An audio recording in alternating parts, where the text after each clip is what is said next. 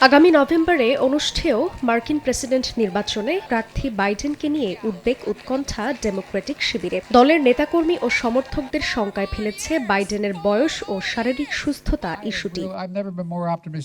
বিশেষ করে প্রতিদ্বন্দ্বী রিপাবলিকান প্রার্থী ডোনাল্ড ট্রাম্পের সঙ্গে বিতর্কে খারাপ পারফরমেন্সের পর থেকে প্রতিনিয়ত শুধু প্রতিপক্ষ নয়, ডেমোক্র্যাট দলের নেতারাও অস্বস্তিতে ফেলছেন মার্কিন প্রেসিডেন্ট জো বাইডেনকে। সিনেটর, দলের প্রভাবশালী নেতা কিংবা হলিউড তারকাও বলছেন এখনই সরে দাঁড়ানো উচিত বাইডেনের। তাদের দাবি, বাইডেন যেন দলের চাপে নিজ অবস্থান থেকে সরে আসেন। এরই ধারাবাহিকতায় বৃহস্পতিবার ডেমোক্রেটিক দলের নেতা ব্র্যাড স্নাইডারও নির্বাচনী দৌড় থেকে তাকে সরে দাঁড়াতে বলেন।